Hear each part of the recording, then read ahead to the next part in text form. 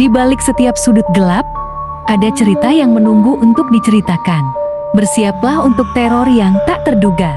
Kisah-kisah horor ini bukan hanya cerita, tapi pengalaman yang akan menghantui pikiranmu. Di tempat ini, suara-suara bisikan akan menjadi teman tidurmu. Selamat datang di Story Horor.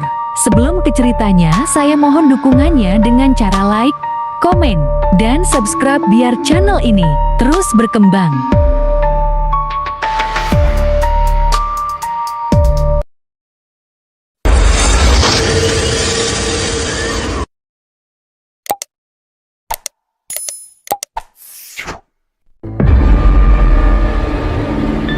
Tidak semua pesan datang dari orang yang masih hidup. Ada kalanya, kata-kata terakhir justru tiba setelah pemiliknya dikuburkan. Surat yang seharusnya tak pernah ditulis, alamat yang tak mungkin sampai, namun tetap menemukan jalannya. Dan malam ini, kamu akan mendengar kisah tentang sebuah surat. Surat dari orang yang sudah mati.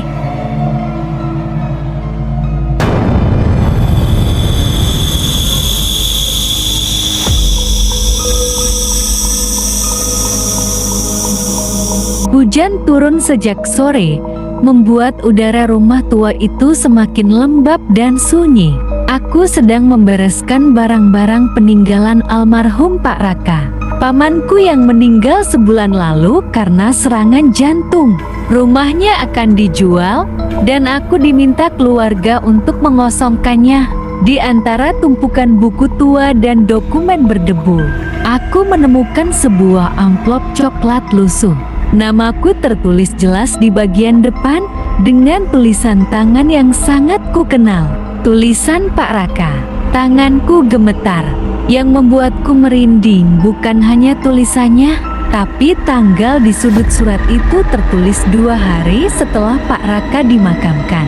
Dengan napas tertahan, aku membuka surat itu.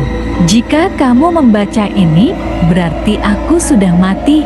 Jangan kaget, aku menulis surat ini bukan sebelum aku meninggal, tapi setelahnya. Jantungku berdegup kencang. Rasanya seperti ada seseorang berdiri tepat di belakangku. Namun ketika kutoleh, ruangan itu kosong. Surat itu berlanjut, aku tidak mati karena sakit jantung. Ada yang membuatku tidak bisa pergi dengan tenang. Dan orang itu ada di rumah ini. Angin dingin tiba-tiba menerpa, membuat jendela berderit pelan. Lampu ruang tamu berkedip. Aku menelan ludah, memaksa diri untuk terus membaca. Laci ketiga di lemari kerjaku menyimpan kebenaran. Tapi ingat, jangan pernah membacanya setelah tengah malam. Jam dinding berdentang pelan. Aku melirik jam tanganku 23:58. 2 menit lagi tengah malam. Logikaku berteriak untuk berhenti, tapi rasa penasaran jauh lebih kuat. Aku melangkah ke ruang kerja Pak Raka. Lemari kayu itu masih terkunci, tapi entah bagaimana, kuncinya sudah tergantung di lubangnya. Laci ketiga terbuka dengan bunyi krek yang memekakan di tengah kesunyian. Di dalamnya hanya ada 1 surat lagi, dan sebuah foto lama. Foto itu memperlihatkan aku dan Pak Raka berdiri bersama. Namun ada satu hal yang membuat darahku membeku. Di foto itu, aku sedang memegang surat yang sama persis dengan yang baru ku baca. Surat kedua jatuh dari tanganku. Isinya singkat. Sekarang kamu tahu, tapi sudah terlambat. Lampu mati. Jam berdentang 12 kali. Di kegelapan, aku mendengar suara napas, bukan dari mulutku.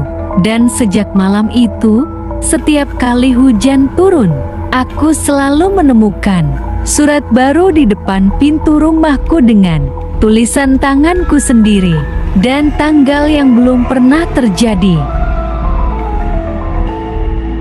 Sejak malam itu, tak ada yang benar-benar bisa menjelaskan dari mana surat-surat itu berasal. Tulisan yang sama, tanggal yang belum terjadi, dan pesan yang selalu tahu apa yang akan terjadi selanjutnya. Mungkin kematian bukanlah akhir, mungkin ada rahasia yang tak ingin ikut dikuburkan. Atau mungkin setelah kamu mendengar cerita ini, giliranmu yang akan menerima surat berikutnya. Sekian cerita horor kali ini dan terima kasih sudah mendengarkan cerita horor malam ini. Sampai jumpa di cerita-cerita horor selanjutnya.